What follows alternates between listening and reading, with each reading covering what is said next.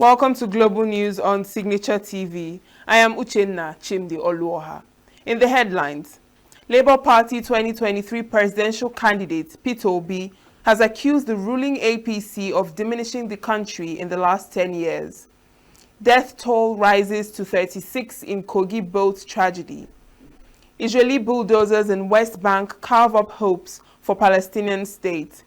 And rescuers search for signs of life under rubble after Indonesia's school collapse kills 6. Details shortly.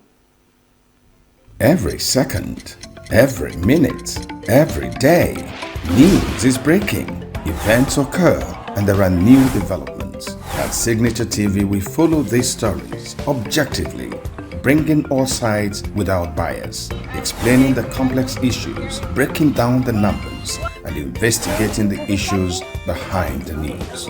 Anywhere and everywhere, near or far, wherever the news is, we will be there. Signature TV. News in your pocket. The Labour Party 2023 presidential candidate Peter Obi has accused the All Progressives Congress of diminishing what was once a promising nation at Nigeria's independence. Addressing the press conference on the state of the nation in Abuja, Obi noted that the country, which overcame military dictatorship and restored democracy, and beginning a renewed journey towards prosperity, freedom, and justice, has been greatly diminished over the last decade of the APC government. He said the journey helps to build the nation to become Africa's largest economy and strengthen democratic institutions, but has now been messed up under the incompetent, divisive, and corrupt leadership of the APC.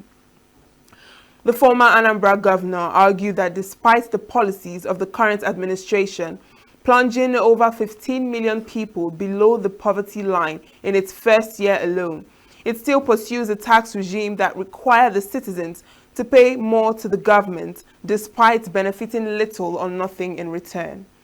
Obi noted that the country's total debt now stands at about 175 trillion naira, nearly 50% of GDP, without any improvements in productive sectors, while the country has fallen to the 4th largest economy in Africa, behind South Africa, Egypt, and Algeria. On insecurity, Obi claimed that billions of naira had been paid as ransom, with Nigerians increasingly unsafe in the nation due to an apparent lack of leadership and direction. He, however, expressed confidence that Nigeria can overcome the challenges with competent, compassionate, and people-centered leadership, drawing from examples like Indonesia, Bangladesh, and India. A former member of the House of Representatives who represented the Ohozara Onitsha Ivo Federal Constituency, Linus Okorie, has said Nigeria's unity is stained by systemic exclusion and ethnic profiling of the Igbos in the current dispensation.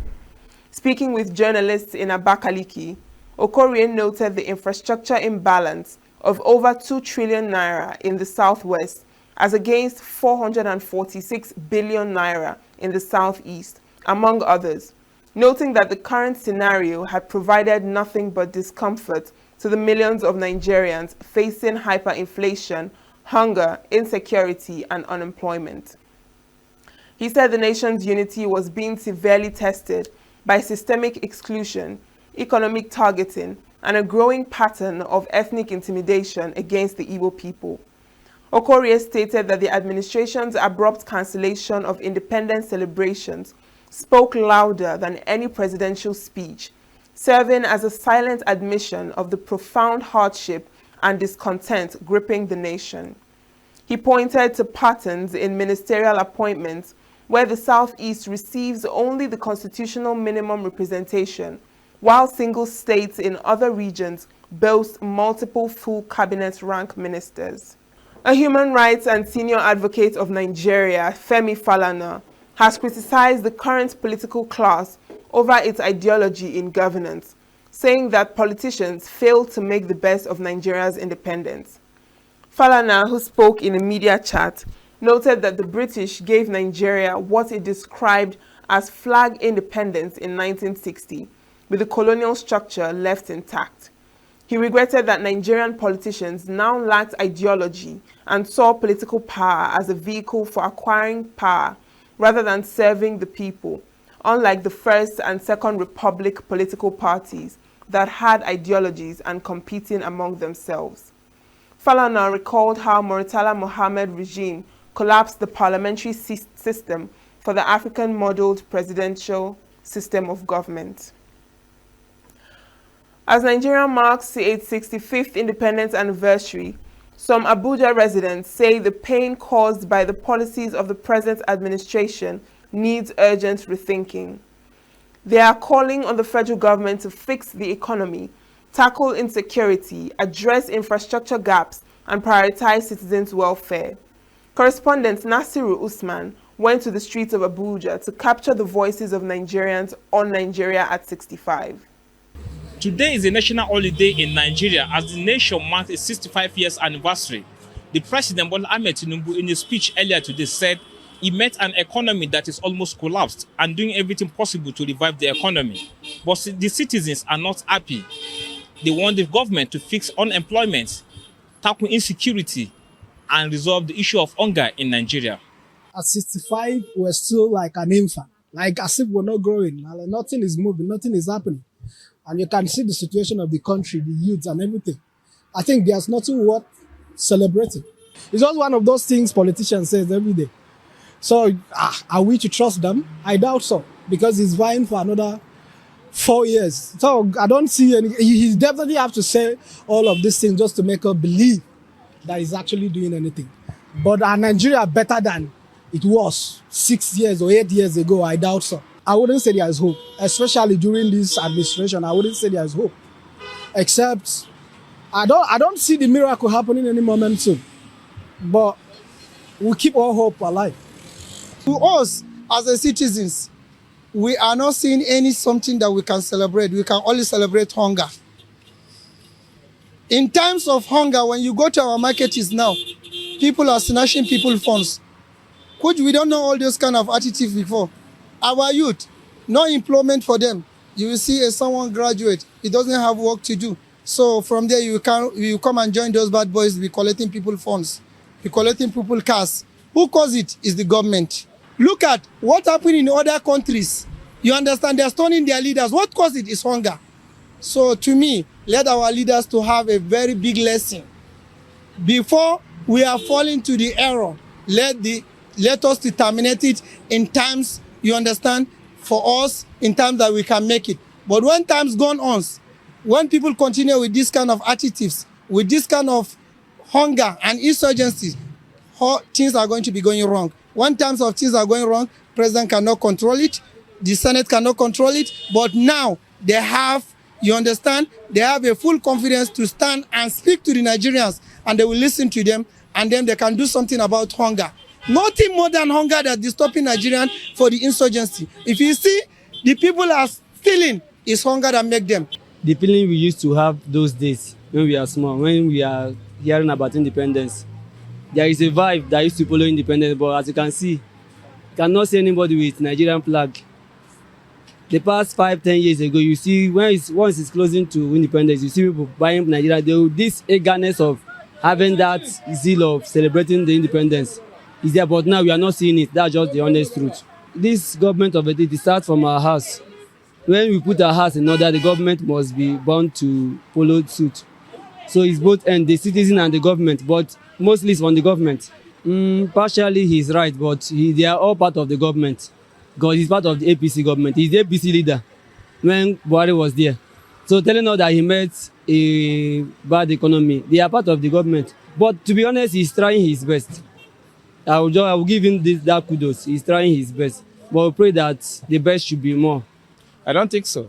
He made a very viable economy. He destroyed the economy right from his statements on day one by removing the fuel subsidy. And that's where our over-suffering started. Nigeria is in pro-mass.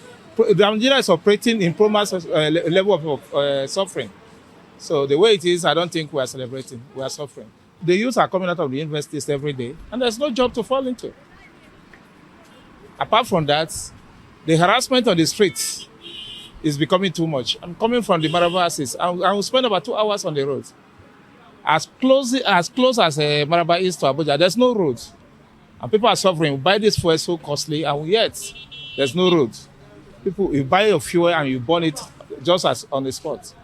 How do you think we can move forward in this kind of situation? We are progressing gradually, and I hope that the country should move forward from where it is now. He's my Mr. President. I believe in him. I have to believe in him because it's not something that you just eat overnight. It has to take time. It's a gradual process, and he's working on it. Some Nigerians are not happy. Even America itself went through this process, and today this is where they are. So I believe we will overcome it by God's grace. In Abuja, Nasiru Usman, reporting for Signature TV. To mark Nigeria's 65th independence anniversary, Osun State Governor Ademola Adeleke has granted amnesty to 36 inmates from the Ilesha and Ile-Ife correctional centers. The announcement made Wednesday by the governor's spokesperson, Olawale Rashid, confirmed that all penalties and convictions for the beneficiaries have been officially waived. 29 inmates were freed from Ilesha, while 7 were released from Ile-Ife. Most were serving time for minor offenses like theft and conspiracy, and had already served a significant portion of their sentences. Governor Adeleke described the gesture as one of compassion, justice, and renewal, directing authorities to enforce the amnesty under state seal.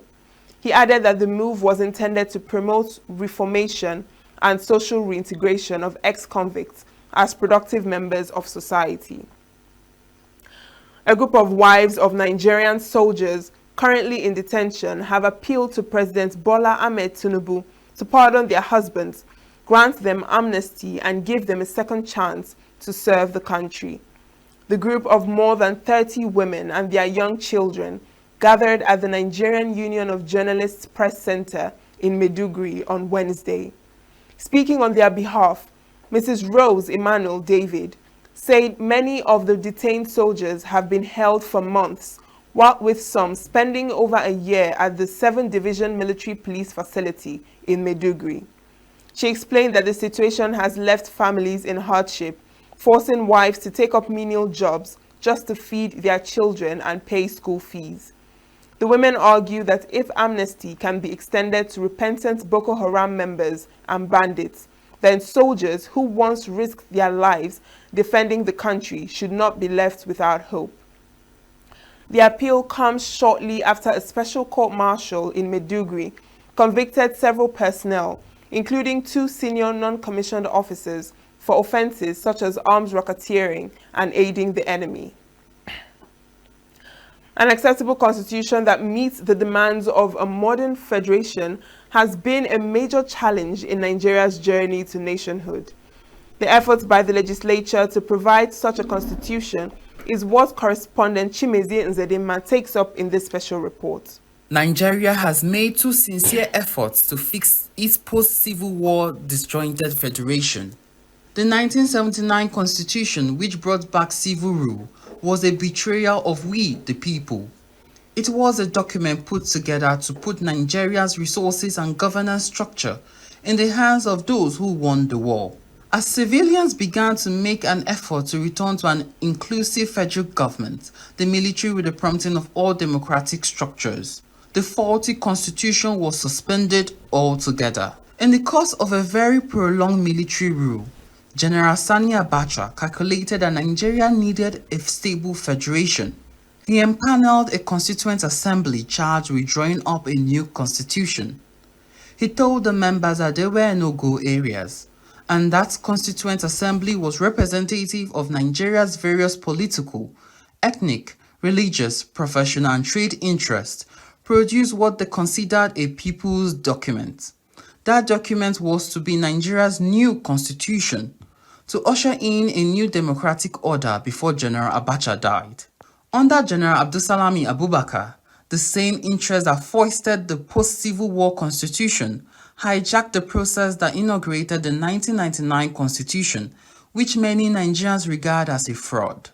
I was also part of the constitutional conference set by Abacha, the 1979 constitution. We brought in a democracy. It is supposed to be government by the people, for the people. We did not, that's not the constitution I took part in producing, which we handed to Abacha. All right, at my age, I have to speak the truth. It's not it. And for somebody to go and change it and call it the product of the people is a fraud. It's fraudulent. And that's why we keep on patching it. There's a limit. You cannot patch a tongue cloth and produce a new one. We need a new constitution. The complaint we are having now is that this constitution is not our own. We don't make it. I have asserted that they have not disputed it. All the complaint that is arising as a result of this constitution is a product of the constitution imposed on us in 1966 by the military Muslims. They have not disputed that. And they now ask us to go amend the constitution through a parliament, which is a product of the fraud. To amend the fraud, you see the logicality? The National Assembly they are going about now is a fruitless exercise. It's a product of the constitution we are complaining about. Absalom has told us that he just put it on us. And we say the constitution we are talking about is go back to where we started. The constitution we had as independent agreed to by Saudana of Sokoto, Dr. Zikwe, Shobafemi Awolowo. Since 1999, the Nigerian National Assembly has made 3 attempts to cure the 1999 of its many deformities. Previous attempts before the current constitution amendment efforts only achieved one thing: raise hopes and expectations and dash them and waste public resources. The current 10th National Assembly says the delay in amending the constitution to a people's document is a reform denied. Nigerians are wary of constitutional reforms that drag on for years, losing momentum and eroding public trust. We recognize that after the National Assembly votes on these bills, the state houses of assembly must also consider and approve them under Section 9 of the Constitution. To honor this requirement, we have set clear timelines. We intend to vote on the proposals expeditiously and to transmit them promptly to the State House of Assembly so that concurrence can be secured within the current legislative session.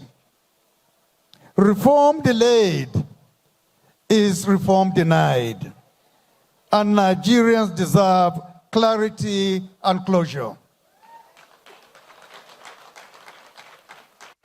By acting decisively, we give states enough time to debate, to deliberate, and endorse the people's will without the pressure of electoral calendars or political distractions. The Deputy Speaker of the House of Representatives, Okezie Kalu, says current effort to amend the Constitution has enjoyed the widest constitution in such efforts, and all the issues brought for public hearing at an open forum in Abuja were amendments being canvassed by the Nigerian people.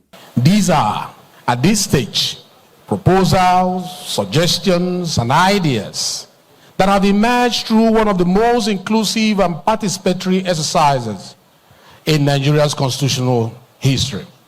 Importantly, these proposals do not simply represent the agenda of the legislature.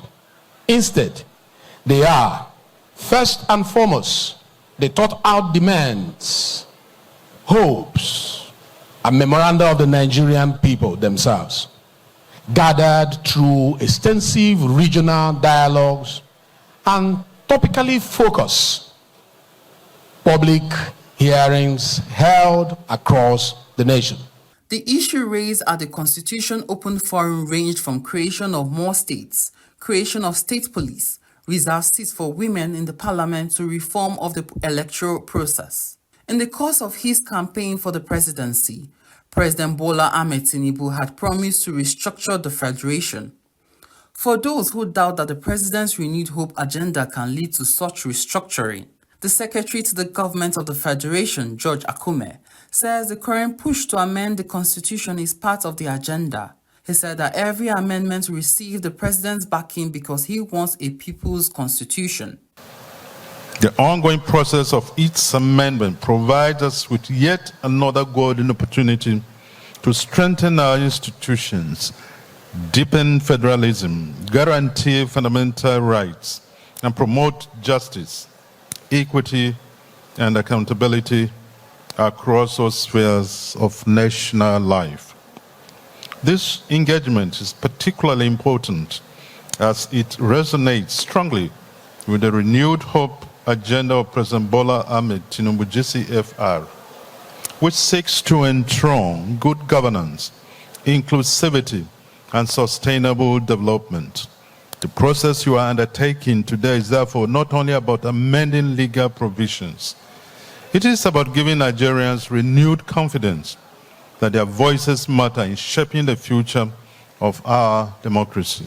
The big test for the current effort by the legislature to produce a people's constitution lies in the state legislatures, away from the media, primordial and externally manipulated pushback that could make the effort an entertaining circus that again ends in the waste of public resources. The Abuja public hearing drew the right words, whose outcome will be known in a few months. Chimize Izedima reporting for Signature News, Abuja. Similai Fubara has formally disengaged members of his cabinet, appreciating them for their service and contributions to the development of the state over the past 2 years. The affected officials include commissioners and other public officers whose appointments were recently nullified by the Supreme Court and whose tenure effectively ended following the ruling. Fubara, who was suspended during the period of the state of emergency imposed on the state by President Bola Tinubu, commended his former cabinet members during a valedictory session held at Government House, Port Harcourt on Wednesday, as part of activities marking Nigeria's 65th independence anniversary. The governor emphasized the importance of national unity and called on Nigerians to support President Tinubu in building a peaceful, secure, and prosperous nation. He said he remained committed to serving Rivers people with renewed vigor while thanking citizens. Up ahead, Sani tells Tinubu to give credit to Emefiele and Obasanjo over the National Arts Theatre. Enugu State government announces the temporary closure of Ababanike Road at the last bus stop. Details in a moment.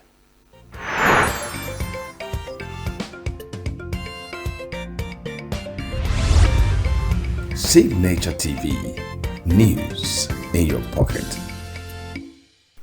A former federal lawmaker, Shehu Sani, has urged the administration of Bola Tinubu to accord some credit to former governor of the Central Bank of Nigeria, Godwin Emefiele, for the completion of the National Arts Theatre, Igamu. In a post on X, Sani noted that the renaming of the National Arts Theatre, Igamu, to the Wole Soyinka Center for Arts and Creative Arts is commendable, but pointed out that former President Olusegun Obasanjo and Emefiele should be giving some credit for the project. According to him, Obasanjo deserved some gratitude for building the edifice for the Festac 77, while appreciation should go to Emefiele for mobilizing the Bankers Committee to renovate it back to life after decades of neglect. President Bola Tinubu had in July 2024 renamed the theatre Wole Soyinka Center for Culture and the Creative Arts in honor of Nigeria's Nobel laureate, a guest of honor at the event. Tinubu, speaking on Wednesday during the commissioning of the edifice, said the rebirth of the theatre would strengthen the promotion of arts, culture, and the creative economy in the country. Meanwhile, Nobel laureate Professor Wole Soyinka on Thursday explained why he accepted the decision to rename the National Arts Theatre Lagos after him. Speaking at the reopening of the Center for Culture and Creative Arts, Soyinka admitted that he accepted the honor with mixed feelings, despite being a critic of past leaders who appropriated public monuments.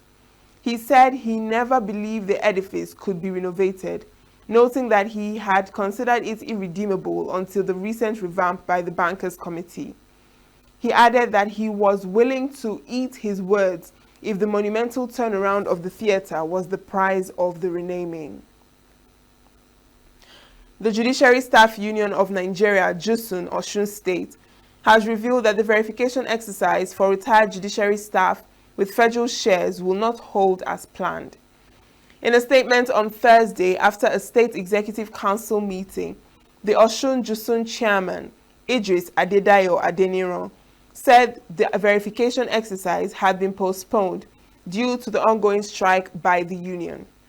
The verification exercise was scheduled to take place between Monday, October 6th and Tuesday, October 7, 2025. The statement also revealed that preparations for the 2026 budget were underway, with the Council granting autonomy to the budget committees of the High Court, Customary Court of Appeal, and Judicial Service Commission. The union also directed that no member should enter their office during the strike period without permission. The directive, according to JUSUN, particularly affects staff working in the Salary and Accounts Department, adding that this measure was necessary to ensure compliance and maintain discipline among members. The National Inland Waterways Authority has confirmed that 36 people have now died in the boat accident that occurred in Ibaji local government area of Kogi State.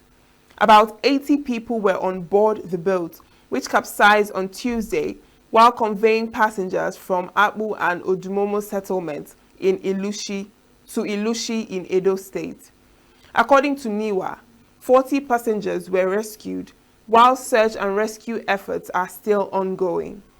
NIWA's head of Ida Station, Williams Isaac, who gave the update, said most of the victims were from Onugwa and other riverine communities in Ibaji. Isaac explained that the passengers included women, children, and mourners returning from a burial ceremony in the area. He further assured that NIWA is working with local drivers and emergency teams to recover more victims and support the affected communities. The Enugu State Ministry of Works and Infrastructure has announced the temporary closure of Ababanike Road at the last bus stop. A statement signed by the Public Relations Officer of the Ministry, Ngozi Ngene, says the closure, which begins at 12 midnight, Thursday, 2nd October 2025, will last for 3 weeks. This closure, according to the statement, is to make way for the construction of a box culvert as part of the ongoing road dualization project. The measure, it stated, is essential to allow the contractor to complete the culvert safely, efficiently, and within the scheduled time frame. The statement, while apologizing for any inconvenience the road closure may cause, advised road users and motorists to use some diversions, including the Texaco Amuri Road, Noah's Junction to T Junction. They can also use Liberty, Edward Nnaji Street, Ugunwani Street, Cornerstone to T Junction, or Liberty, Edward Nnaji Street, Ogwago, Harmony Road, Nkwanike Junction, Nike Lake. The government said the projects are part of its commitment to providing durable road infrastructure for a better and safer Enugu. Still to come, Israel intercepts several boats from Global Sumud Flotilla as it sails towards Gaza. Denmark's Fredrickson says there is a hybrid war going on in Europe. These and more after the break. We are local. International communities observing the Wait, the main market is in chaos. People are... We are national. Those in support of this motion as amended, say aye. Aye. We have taken the vote by default. We are international. Israeli airstrikes. Donald Trump left us the worst unemployment.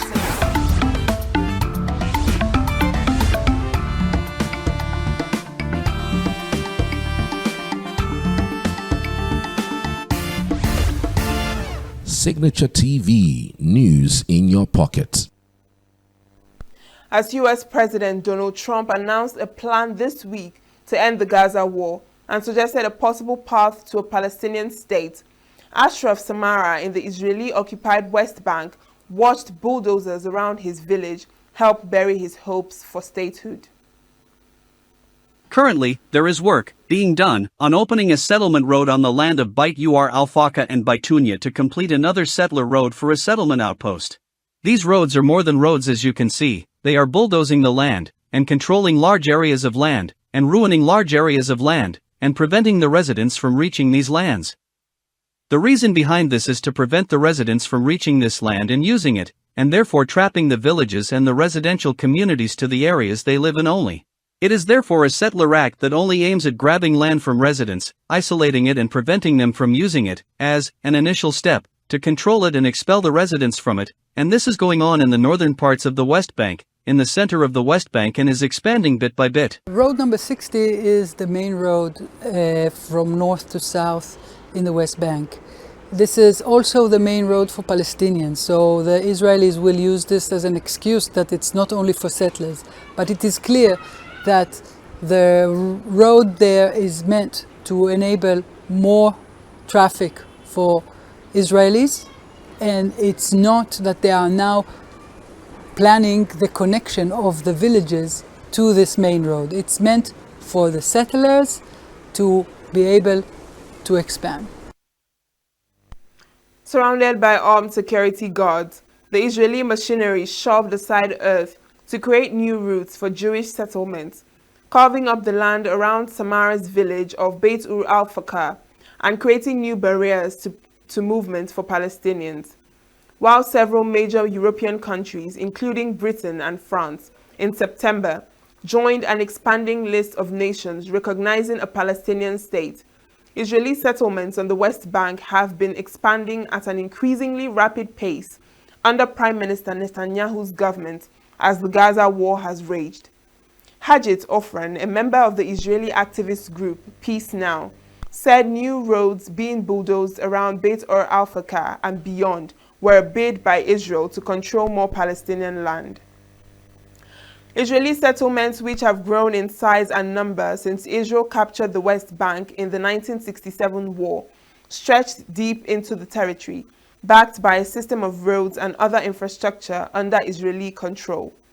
Before Trump's Gaza plan was announced, Netanyahu declared that there would never be a Palestinian state, as he approved a project last month to expand construction between the West Bank settlements of Ma'ale Adumim and Jerusalem.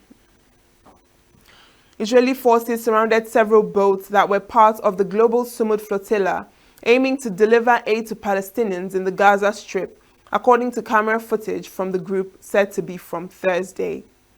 The global Sumud flotilla, transporting medicine and food to Gaza, consists of more than 40 civilian boats with about 500 parliamentarians, lawyers, and activists. It is the most high-profile symbol of opposition to Israel's blockade of Gaza. Crew were seen raising their hands in the air on at least 2 boats, with the camera footage saying the boats were surrounded by the Israel Defense Forces. Israel's Navy had previously warned the flotilla it was approaching an active combat zone and violating a lawful blockade, and asked them to change course. It had offered to transfer any aid peacefully through safe channels to Gaza. German police arrested 3 men they suspect of preparing a serious act of violence against Jewish targets in Germany for Hamas, prosecutors said on Wednesday. The suspects have been brought before the investigating judge at the Federal Court of Justice in Karlsruhe on Thursday. 2 suspects arrived via helicopter, while a third was brought separately by plane and car. Prosecutors suspect the 3 men of being foreign operatives for Hamas and of being involved in procuring firearms and ammunition to be used for assassinations targeting Israeli or Jewish institutions in Germany. The 3, identified in line with German privacy laws only as German citizen, Ebed Al-G, Wael FM, born in Lebanon, and German citizen Ahmad I were arrested in Berlin on Wednesday. Hamas on Wednesday denied links to the three men, calling the allegations unfounded and saying its struggle is confined to opposing Israeli occupation in Palestine. Germany is one of Israel's strongest allies due to the legacy of the Holocaust, and security is tight at synagogues and other Jewish institutions. It did not join France, Britain, and several other countries last month in defying Israel's wishes and recognizing Palestinian statehood. Rio de Janeiro's iconic Christ the Redeemer statue was illuminated in pink on Wednesday to mark the start of the 2025 Pink October campaign, a global initiative to raise awareness about breast cancer. The event, organized by the La Rosa Foundation, highlighted the importance of early detection, which can increase the chances of a cure up to 95%, according to the foundation. Dozens of women gathered at the monument, some displaying pink ribbon tattoos, as public figures and health advocates called for greater access to mammograms and preventive care. The foundation announced it would donate over 3,000 mammograms to women using Brazil's public health system, thanks to private sponsorship. This is an event we've held for 14 years, and it's extremely important because this international monument lets us tell the world that we still need to focus on public policies and be welcoming. Otherwise, we still have a long way to go. But we're making progress, and that's what matters most. These women find a support network that empowers them to overcome this moment and continue to have new goals and perspectives, and to face the challenges of this disease. The campaign is part of a broader effort to reduce wait times and improve access to essential health services in Brazil, where breast cancer remains a leading cause of death among women, according to the Brazilian Health Ministry. Both China and North Korea are threats to the region, U.S. Secretary of the Army Daniel Driscoll said on Wednesday during a visit to the main base of U.S. Forces Korea in Pyeongtaek. That for both threats, this partnership that has lasted so many decades is vitally important.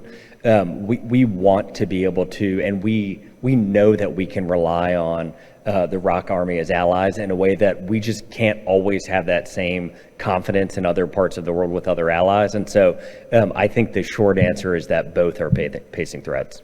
One of the biggest threats for mankind is drones. And so if you think of the threat to our nation and yours of these drones, it is both at military bases, but it's also ports and stadiums and arenas and borders and just the amount of drones that are being manufactured right now. I think China manufactured 13 million, the Russians have manufactured 4 million. Just the sheer volume of the threat and what they can do is just kind of a very new thing that humanity has to deal with. Driscoll said drones are one of the biggest threats for mankind, and sharing real-time information with allies to track them is important. The U.S. maintains about 28,500 troops in South Korea as part of efforts to deter nuclear-armed North Korea as a legacy of the 1950 to 1953 Korean War. The White House warned on Wednesday that worker layoffs are imminent as the first day of the government shutdown unfolded, even as Vice President J.D. Vance insisted no final decisions have been made. Vance acknowledged the situation could escalate quickly into layoffs if the shutdown continues, even as he said no final decision has been made about whether certain workers will be laid off or followed. What they have done instead is to shut down the government because we won't give billions of dollars to healthcare funding for illegal aliens. That is what has actually happened. To the American people who are watching, the reason your government is shut down at this very minute is because, despite the fact that the overwhelming majority of congressional Republicans and even a few moderate Democrats supported opening the government, the Chuck Schumer AOC wing of the Democratic Party shut down the government because they said to us, we will open the government, but only if you give billions of dollars of funding for health care for illegal aliens. That's a ridiculous proposition. If you're an American citizen, you've been to a hospital in the last few years, you probably noticed that wait times are especially large, and very often somebody who's there in the emergency room waiting is an illegal alien, very often a person who can't even speak English. Why do those people get healthcare benefits at hospitals paid for by American citizens? The answer is a decision made by the Biden administration that the Trump administration, working with congressional Republicans, undid. We turned off that money spigot to healthcare funding for illegal aliens. The Democrats, in their legislative text, want to turn it back on. Chuck Schumer is terrified she's going to get a primary challenge from Alexandria Ocasio-Cortez. The reason why the American people's government is shut down is because Chuck Schumer is listening to the far-left radicals in his own party because he's terrified of a primary challenge. So I'd invite Chuck Schumer to join the moderate Democrats and 52 Senate Republicans, do the right thing, open up the people's government, and then let's fix healthcare policy for the American people. Democrats in Congress have officially shut down the United States government. House Republicans passed a nonpartisan, clean piece of legislation to extend current government funding until November 21st. But nearly every single Democrat senator voted against this bill. To be clear, this was the exact same bill that Democrats approved 6 short months ago in March, just adjusted for inflation. This is the same kind of clean funding bill that Democrats passed 13 separate times when they held the majority during Joe Biden's administration. Democrats need to stop sabotaging our country and holding the American people hostage in the country. Democrats need to do their jobs. The American people want the government reopened, and this is proven in a New York Times poll showing that 2 in 3 Americans say the government should not be shut down by the Democrats, even if their absurd demands are not met.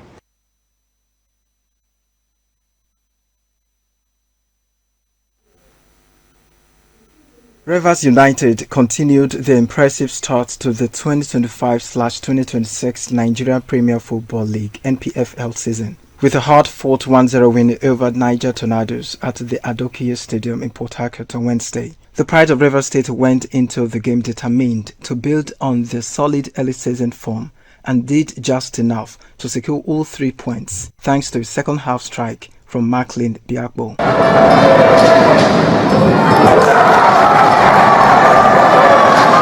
The forward showed composure from the penalty spot in the 50th minute, sending the Tornadoes goalkeeper the wrong way to hand his side victory in front of their home supporters. The head coach of the Rivers United, Finidi George, shared his thoughts on the match. It was a very good game for us, even though we lost narrowly. Like you said, it was a loss of concentration. But you know, sometimes every referee has a way of interpreting the law, just like Constitution of Nigeria, each lawyer. So you don't know which one is ball to hand or handball. But then he has his own assessors assessing him. So we abide by the decision of the referee. The result means Rivers United remain unbeaten after 5 games, winning 3 and drawing 2, a run that leaves them third on the log with 11 points. HS Football Club of Alimosho won the 6th edition of the Independence Cup with a commanding 3-0 victory over Hendricks FC at the Ipaja Youth Development Center, popularly known as Fela Field, on Nigeria's 65th Independence Day anniversary. The grassroots tournament, which began on August 15th with 32 teams from across Lagos, reached its climax on Wednesday, with HS producing a memorable performance to take home the 600,000 naira top prize. Pedro Akinola was the star of the final, scoring twice and providing the assist for Abidin, who doubled the lead before halftime. Hendricks, who finished as runners-up and took home 400,000 naira, were also named the most disciplined team of the competition. Fulham have marked Nigeria's 65th Independence Day anniversary with a colourful celebration at their training ground in London. The Premier League club shared a video on their official X account, showing staff and players commemorating the occasion at Mustapha Park. The club, accompanied by a soundtrack that moved from P-Square's Beautiful Onyinye to Techno's Pana and later Fido's Joyce Coming, captured a lively gathering filled with music, dancing and traditional displays. When you bring me joy, I'm blessing. There are nothing, and I can't wait to say for your sake, I will go touch you. When you are there, enjoy In boxing, German-Nigerian heavyweight prospect Emmanuel Odase has boldly declared he will become a world champion by 2027, setting an ambitious timeline for his ascent to the top of the division. The 26-year-old, who is managed by Anthony Joshua's 258 MGT team, has boxed exclusively in his native Germany and across British shores, where he is based. Odase, the youngest of 4 sons with German-Nigerian heritage, has compiled an impressive 8-0 record with 7 knockouts since turning professional. In tennis, Gael Monfils says he feels stupidly lucky to have played in the golden era of tennis after announcing he will retire at the end of 2026 season. The 13 displays made him one of the most popular players on tour. However, the world number 53 has struggled with injuries in recent years and was forced to retire from last month's Chengdu Open with an ankle problem. And that's Sport News on Signature TV. I'm Christopher Lely. That's the news this hour. I am Uchenna Chimdi Olwoha. Thanks for watching.